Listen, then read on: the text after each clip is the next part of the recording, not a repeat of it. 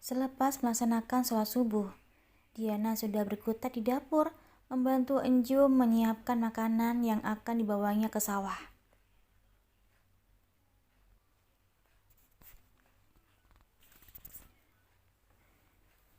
Ini apa namanya, Bu?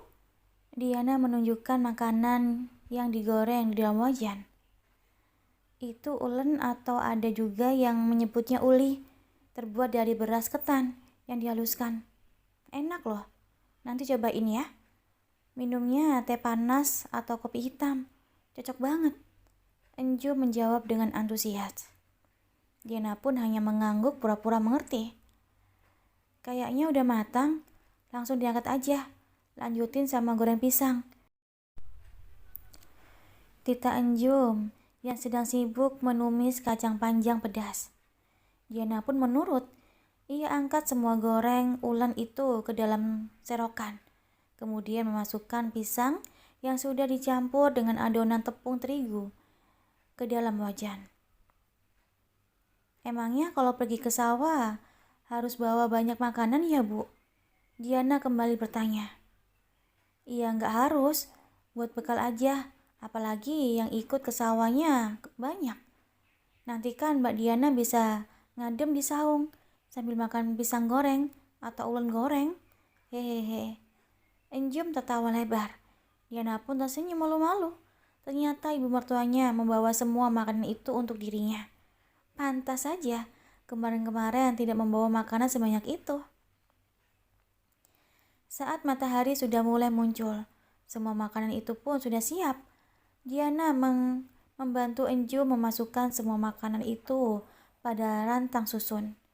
Mulai dari nasi, tumis kacang panjang, ikan mujair goreng, tempe goreng, ulen itu dan pisang goreng. Tak lupa 2 teko air yang berisi air teh tawar dan kopi dalam teko kecil. Setelah siap, mereka pun berangkat bersama-sama menyusuri jalanan setapak yang jalannya masih tanah merah. Diana berjalan bersama Ipan yang menjinjing rantang paling belakang. Hati-hati, tanahnya sedikit licin. Sepertinya semalam hujan kecil. Ipan mengingatkan Diana agar hati-hati memilih jalanan yang dipijaknya. Mas sering ikut ke sawah juga. Diana menatap suaminya. Dulu aku kecil sih sering, tapi sekarang udah besar, jadi jarang. Panas, takut gosong. Hahaha. Ipan tertawa lebar. Dih, kasihan ibu sama bapak gak dibantuin, protes Diana. Mas gak bisa soalnya. Lagi pula mas kan sibuk sekolah.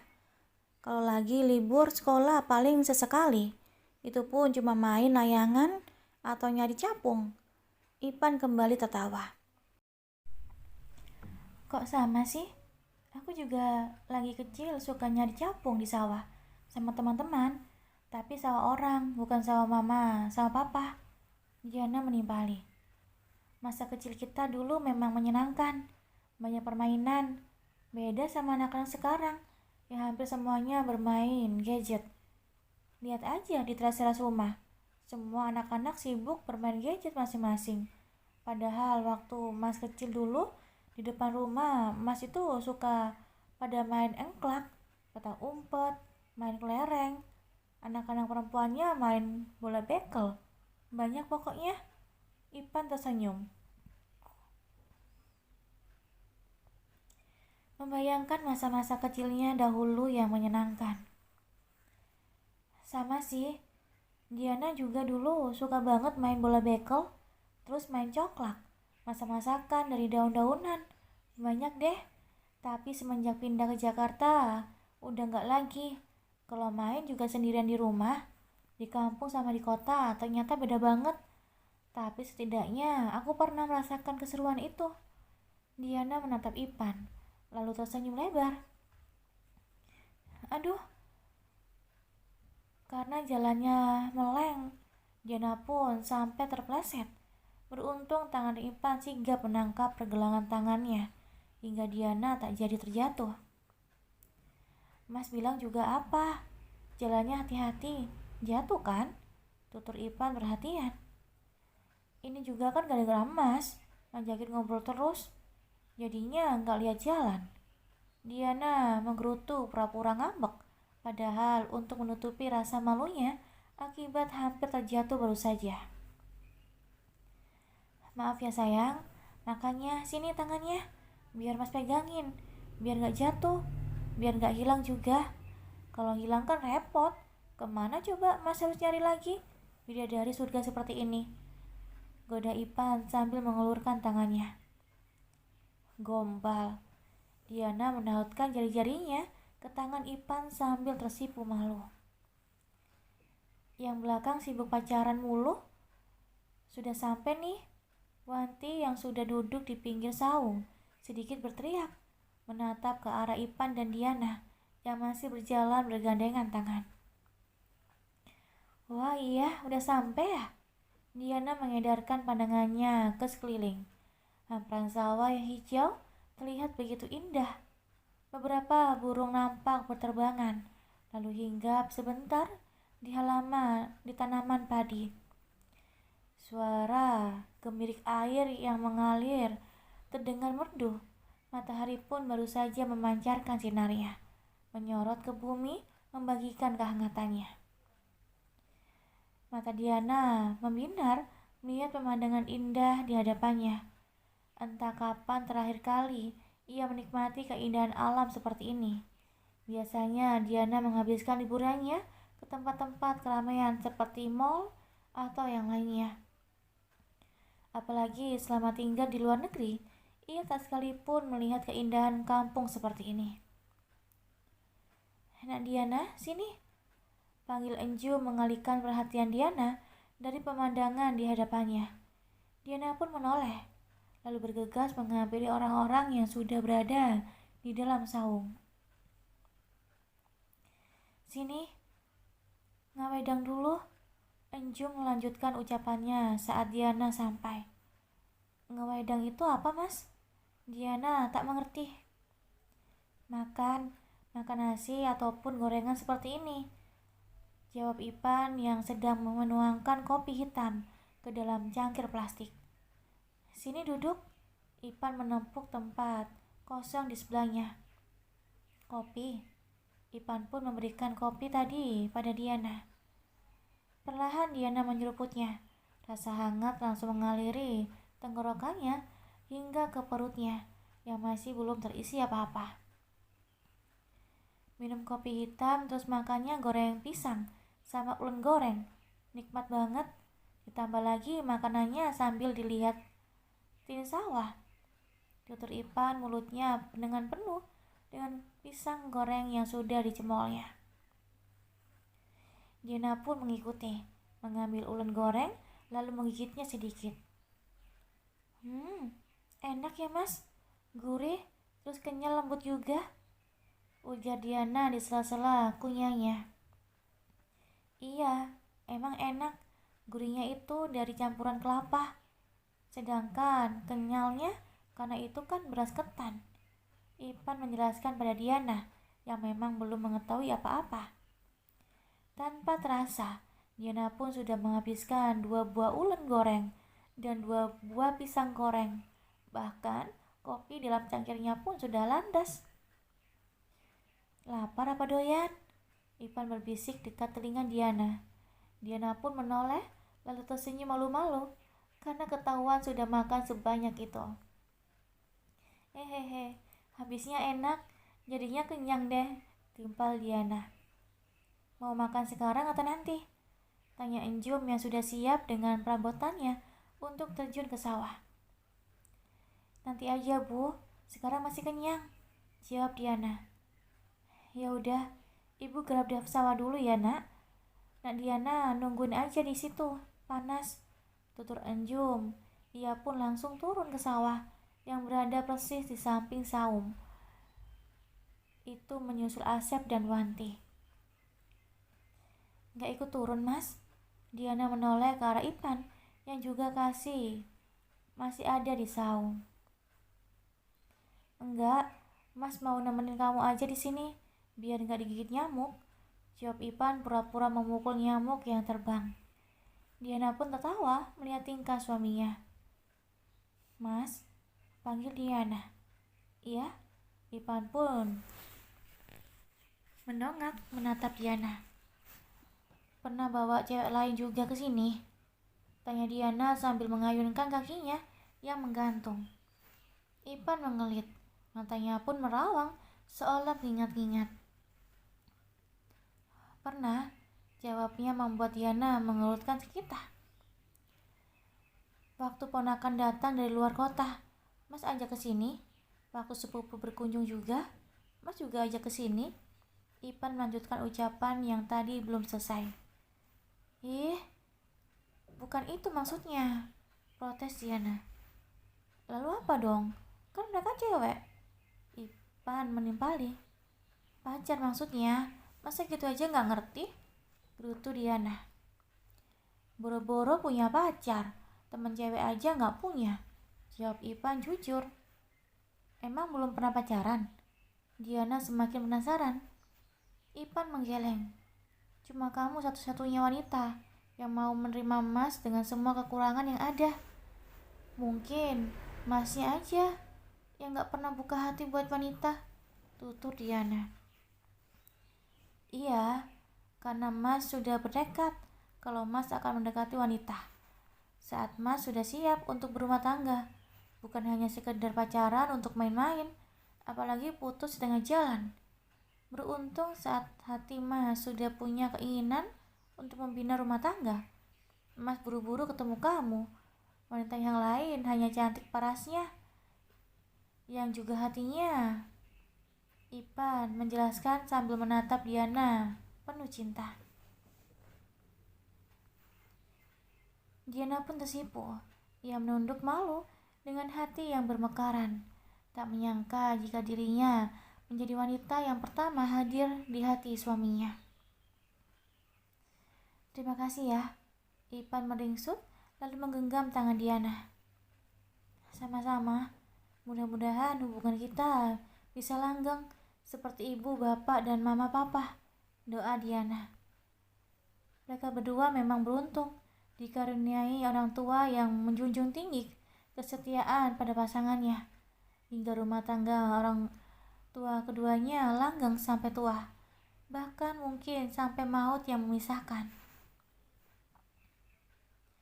Saking asik Diana dan Ipan bercerita, hingga keduanya tak sadar jika Asep dan Enjum sudah naik dari sawah dan hendak mencuci tangannya di pancuran kecil. Orang tua Ipan itu kembali berteduh di saung karena sinar matahari sudah mulai menyengat. Ibu bapak, Diana tersenyum kikuk saat kedua mertuanya itu duduk tak jauh darinya. Kita makan sekarang? Udah siang, tutur Asep sambil menuangkan air teh tawar pada cangkirnya lalu meneguknya sampai habis. Ketara sekali rasa lelah terlihat dari wajah keduanya. Biar Diana siapkan. Diana pun segera membuka rantang susun dan menghidangkannya semuanya di dalam saung. Wanti pun baru sampai di saung sambil membawa daun pisang yang baru saja diambilnya. Makanya dielasi ini biar langsung dibuang. Wanti meletakkan daun pisang itu di dalam saung di sebelah makanannya. Asep pun memulai dengan mengambil nasi terlebih dahulu, disusul oleh Enjum dan Wanti yang sepertinya sudah kelaparan karena tenaga yang terkuras. Terakhir barulah Diana mengisi daun pisang di hadapannya dengan nasi dan ikan mujair goreng. Diana pun menambahkan sedikit tumis kacang panjang di sisi nasinya. Sebelum menyuap, Diana melirik ke arah Asep dan Enjum yang makan dengan begitu lahapnya. Bahkan keringat sudah mulai berkucuran di kening keduanya. Diana terpaku menatap wajah keduanya. Keringat dan tenaga itulah yang mengantarkan suaminya menjadi seperti sekarang ini. Mengingat itu semua, rasa cinta dan hormat Diana pada kedua mertuanya menjadi semakin besar. Jasa-jasa mereka membesarkan dari bayi hingga dewasa tak akan terbalas. Diana tak habis pikir pada menantu dan mertua yang sering terlibat konflik dalam hingga menyebabkan hubungan mereka menjadi retak dan tak baik. Padahal keduanya mempunyai porsi masing-masing yang tak akan tertukar. Sementara di butik, Jarana sedang sibuk berkutat dengan pekerjaannya. Hari ini, dia sengaja tak mengajak Kalista ke butik, mengingat kondisi Kalista yang baru saja membaik. Namun karena ia khawatir meninggalkan Kalista bersama Mbok Dani, yang juga sibuk dengan pekerjaan rumah, Jarina pun berencana pulang cepat. Jarana segera menyelesaikan pemeriksaan laporan yang dari kemarin tertunda, memeriksa stok apa saja yang masih banyak dan sudah habis tak tersisa. Ia pun sibuk merekap orderan online yang semakin membludak. Bahkan saat waktunya istirahat tiba pun, Jarana tak menyempatkan waktu sekedar untuk makan siang karena ingin segera menyelesaikan semuanya dan pulang ke rumah. Kepala Jarana terus menatap kertas yang ada di hadapannya. Sebuah panggilan telepon membuat Jarana mengangkat kepalanya. Ia mengambil gawainya lalu menatap layar ponsel. Bibirnya melengkungkan senyuman saat melihat nama si pemanggil. Assalamualaikum, tutur Jarana mengawali pembicaraan. Waalaikumsalam, jawab Daren di seberang telepon. Masih di butik? Iya mas, bentar lagi pulang kayaknya. Udah mau selesai kok ini, jawab Jarana sambil melirik jam dinding yang sudah menunjuk hampir di angka 1. Syukurlah, kamu sudah makan? Tanya Daren. Belum, nanti aja di rumah, jawab Jarana. Kebiasaan, suka menunda makan, protes Daren. Jarana terkekeh. Ya udah, Jarana selesaikan dulu kerjaannya, habis itu langsung pulang. Iya sayang, hati-hati pulangnya. I love you. Daren pun mengakhiri panggilannya. Setelah selesai, Jarana pun bergegas keluar ruangan lalu menghampiri Nina. Nin, orderan online tolong diurus semuanya ya. Sore ini harus sudah dikirim ke ekspedisi, kata Jarana. Nina pun mengangguk, lalu Jarana berlalu keluar butik. Mbak Anggi, boleh nunggu sebentar? Saya mau beli nasi padang dulu di seberang, pinta Jarana. Tepat di seberang butik memang ada penjual nasi padang. Jarana pun berniat membungkuskan untuk makan siang. Anggi yang menunggu di parkiran depan butik pun mengangguk, lalu menatap Jarana yang mulai menyeberang. Bruk, Anggi yang baru saja menunduk untuk melihat kembali gawainya, langsung mengangkat kepala dan menatap ke sumber suara. Ada orang tabrak! Ada orang tabrak! Teriakan orang-orang sekitar dan banyaknya orang yang mulai berkerumun membuat jantung Anggi tiba-tiba beredar hebat. Mbak Jarah, lirinya sambil berjalan cepat untuk menghampiri kerumunan. Semakin mendekati kerumunan, jantung Anggi semakin beredar kencang. Ia menerobos orang-orang yang menghalangi jalannya, hingga sampailah ia di antara para kerumunan itu dan langsung menatap ke arah orang yang berada di aspal. Mbak Jarah, Bakik Anggi langsung menghampirinya. Jarana yang sedang berjongkok, sedangkan di sampingnya ada seorang laki-laki tua, renta yang tergeletak dengan bersimbah darah. "Mbak gak apa-apa?" tanya Anggi yang sedikit lega karena ternyata bukan Jarana yang menjadi korban.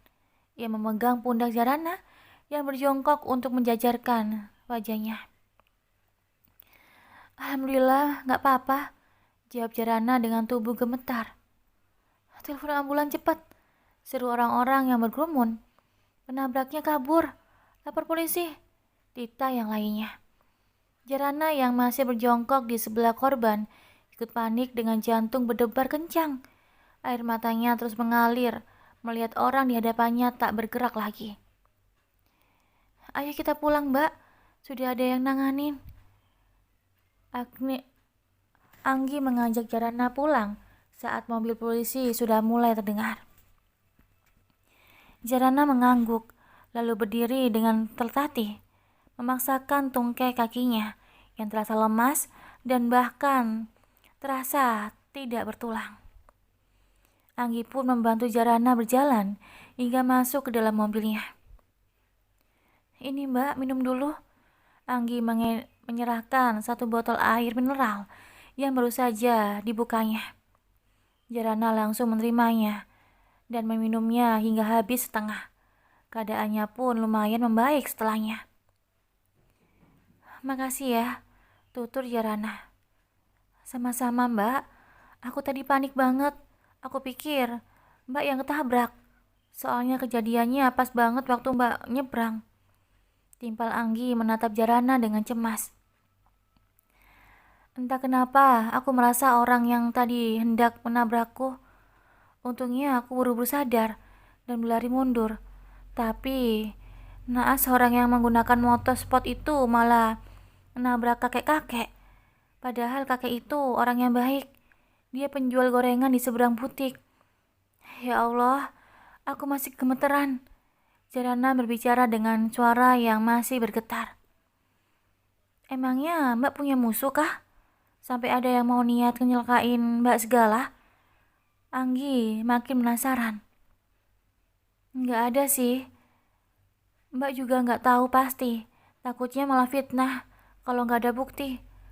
Berbaik sangka aja. Mungkin orang itu memang benar-benar nggak sengaja." Jarana meralat ucapannya. Takut perkiraannya itu salah. "Tapi penabraknya melarikan diri. Itu artinya dia bersalah dan tidak bertanggung jawab. Terlepas dia sengaja atau tidak, dia sudah mencelakakan orang lain. Masih untung kalau kakek itu selamat. Gimana kalau meninggal?" "Iya, kamu benar. Kalau orang baik, harusnya dia berhenti setelah tanpa sengaja menabrak orang lain, bukan malah kabur dan tidak bertanggung jawab." Jarana membenarkan perkataan Anggi. "Ya udah Mbak, kita pulang aja. Kasihan Kalista di rumah. Pasti Mbak Darmi kerepotan. Besok aku tanyakan lagi kabar kakek itu pada warga sekitar. Mudah-mudahan bisa tertolong dan kembali sehat," tutur Jarana pada Anggi. "Baik Mbak." Anggi pun mulai menyalakan starter mobilnya dan melakukan kendaraan roda 4 itu menuju rumah Jarana. "Makasih ya Mbak Anggi. Besok pagi tolong dijemput lagi," ujar Jarana sambil menyerahkan ongkos untuk hari ini. Jarana selalu memberikan tarif bayaran karena merasa dibantu oleh Anggi sehingga segala sesuatunya menjadi lebih mudah. Anggi pun langsung memutar balik mobilnya, sedangkan Jarana langsung masuk ke dalam rumah. Suara celotehan Kalista sudah terdengar saat Jarana menginjakkan kakinya ke dalam rumah. Jarana menyunggingkan senyuman, membayangkan betapa lucu dan menggemaskannya Kalista saat ini. Hingga ia pun sampai di ruang TV dan langsung melihat Kalista sedang anteng dengan berbagai mainannya sambil tengkurap ke sana kemari. Sementara di sisinya ada Mbok Darmi yang sedang menemaninya. "Gimana Kalista, Mbok? Anteng?" tanya Jarana yang duduk sebentar di sofa. "Anteng Mbak, tapi tetap aja Mbok gak berani ninggalin dia sendirian. Apalagi sudah aktif begini. Padahal dari tadi perut Mbok sudah sakit mau ke kamar mandi. Mbok Darmi tertawa kecil sambil meringis karena harus menahan sakit perutnya sekian lama. Jarana pun tersenyum lebar. Sabar ya Mbok, tan sebentar lagi. Jarana ganti baju dulu sampai bersih-bersih sebentar. Gak lama kok, udah sholat juga tadi di butik. Jujur Jarana sambil kembali bangun dari duduknya. Ia pun lantas berlalu ke dalam kamarnya dan mengambil baju santai untuk ganti. Setelah membersihkan diri dan berganti baju, Jarana kembali keluar kamar. Ia melihat Mbok Darmi yang wajahnya sudah tak karuan, sepertinya menahan perutnya yang memulas. Melihat kedatangan Jarana, Mbok Darmi langsung bangkit. Saya ke belakang dulu Mbak, sekalian mau sholat, pamit Mbok Darmi, dan langsung berjalan cepat tanpa menunggu jawaban dari Jarana. Jarana hanya tersenyum melihat tingkah Mbok Darmi.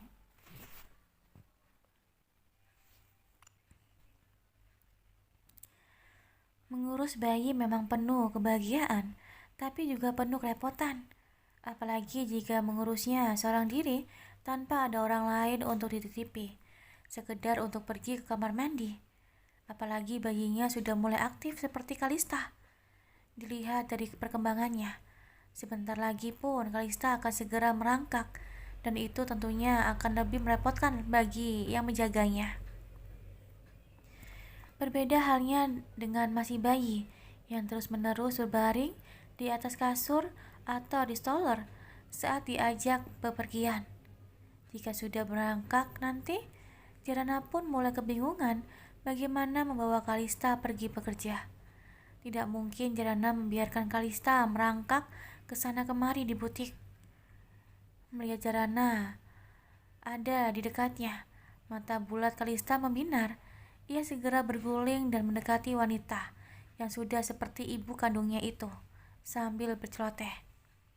Sepertinya Kalista rindu pada Jarana, seperti halnya Jarana yang merindukan Kalista. Jarana pun langsung memangku Kalista dan menciumnya. Anak cantik, kangen bunda ya? Bunda juga kangen sama Kalista? Maaf ya, bunda gak bawa Kalista kerja. Repot soalnya. Jarana terus bercerita, mengajak anak madunya itu berbicara, layaknya orang dewasa. Kalista yang belum mengerti apa-apa, hanya bergumam sambil sesekali memasukkan tangannya ke dalam mulutnya. Kebiasaan setiap bayi.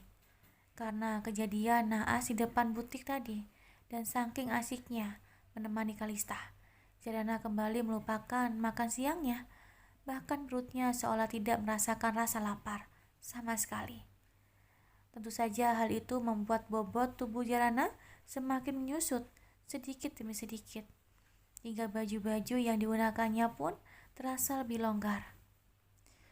Jarana menemani Kalista hingga azan asar berkumandang. Setelah dirasa Kalista lelah bermain, Jarana pun memberikan susu botol pada bayi berusia 6 bulan tersebut. Mata Kalista pun terpejam saring isi botol susunya yang kian berkurang dan perlahan habis berpindah pada perut mungilnya. Melihat mata Kalista yang sudah terpejam, Jarana pun tersenyum. Ia usap pucuk kepala bayi yang rambutnya mulai kembali tumbuh itu. Setelah itu, ia kecup kening dan pipinya yang semakin bulat. Jarana pun mengambil beberapa bantal yang berserakan lalu menyimpannya di sekeliling tubuh Kalista. Setelah itu, barulah Jarana bangkit dan berjalan menuju kamarnya untuk sholat asar. Deru mesin mobil Daren terdengar berhenti di depan rumah bercat putih itu seiring selesainya Jarana memasak untuk makan malam.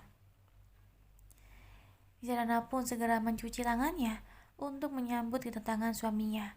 Namun saat lewat di ruang TV, ia melihat Kalista ternyata sudah bangun. Anak cantik udah bangun? Mau ikut bunda nyamperin ayah ya? Jarana berkata sambil menggendong Kalista, menciumnya dan menghirup aroma keringat yang selalu dirindukannya. Jarana pun membawa Kalista di depan di mana Darren baru saja turun dari mobilnya. "Assalamualaikum," tutur Darren sambil menghampiri kedua bidadari surganya. "Waalaikumsalam," jawab Jarana seraya mencium punggung tangan Darren. Darren pun mencium kening Jarana lalu berpindah mencium Kalista. Mereka pun masuk ke dalam rumah bersama-sama dengan senyum yang mengembang dari bibir keduanya. "Mas bersih-bersih dulu ya. Habis itu baru nemenin Kalista bermain," titah Jarana. "Siap sayang. Ini putri cantiknya ayah udah mandi belum?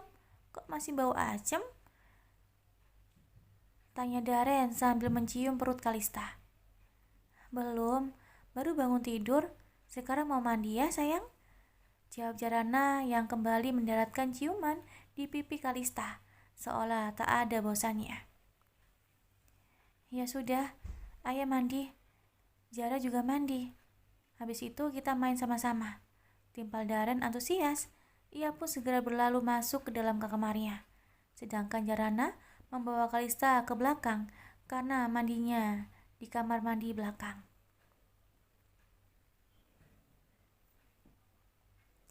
"Bu, Ipan sama Diana nyari oleh-oleh dulu ya, buat besok," pamit Ipan dan Diana pada Enjum. "Iya, buruan, nanti tokonya keburu tutup," jawab Enjum. Diana dan Ipan pun mengangguk lalu berlalu keluar rumah menuju mobilnya. "Tokonya jauh nggak mas?" tanya Diana yang memang belum pernah diajak keliling kampung halaman Ipan. "Enggak, paling cuma 10 menit, jawab Ipan. "Kapan-kapan kalau kesini lagi, mas ajak kamu keliling kampung ya, jalan kaki. Sekarang mepet waktunya, cuma keburu ke sungai sama ke sawah." "Iya mas, sebenarnya Diana juga masih betah di sini, tapi kita memang harus pulang ke Jakarta. Banyak pekerjaan yang menunggu," jawab Diana. "Iya, kapan-kapan kita kesini lagi sambil jenguk ibu dan bapak," timpal Ipan. "Iya dong, kita harus menyempatkan diri untuk menjenguk mereka, mumpung masih ada. Jangan sampai kita menyesal saat mereka sudah gak ada," sahut Diana yang tiba-tiba teringat pada Sarah. Ia merindukan ibunya itu, padahal hanya berpisah beberapa hari. "Iya sayang, kau memang istri dan menantu yang baik." Ipan menoleh sekilas, lalu tersenyum pada Diana. Ipan dan Diana pun turun saat mobilnya sampai di depan toko yang menjual makanan khas kampung halamannya. "Beli apa aja ya mas?" tanya Diana yang tidak tahu makanan khas daerah itu. "Mas tolong bungkus sale pisang ya 10, pinta Ipan pada penjaga toko. "Apalagi mas?" tanya penjaga toko itu. "Sama jenang ya, 5 biji. Dibungkusnya yang rapi, karena buat perjalanan jauh. Jangan sampai lengket kemana-mana," pinta Darren. Penjual toko pun mengangguk dan berlalu meninggalkan Ipan dan Diana. Setelah beberapa menit, penjaga toko yang masih muda itu menyerahkan kresek berisi pesanan Ipan. "Ini mas, totalnya 250.000, tutur si penjaga toko. Ipan pun mengambil dompetnya dan langsung membayar dengan uang pas. "Terima kasih," ujar penjaga toko yang dibalas dengan anggukan Ipan. "Oh iya, ibu juga sudah pesen tempe buat oleh-oleh besok," tutur Ipan dan pada Diana sambil berjalan menuju mobilnya. "Tempe di Jakarta udah banyak kali mas," protes Diana. Ipan tak langsung menjawab. Ia membiarkan dulu Diana masuk ke dalam mobil dan diikuti dirinya yang juga duduk di belakang kemudi. "Tempe di sini kan beda, tipis, untuk sekali pakai. Kamu sering kan makan mendoan di sini? Nah, itu kan tempenya tipis," Ipan menjelaskan. "Oh iya, aku pernah lihat waktu ibu membukanya. dibungkus pakai daun pisang gitu kan, tempe sampai tebal.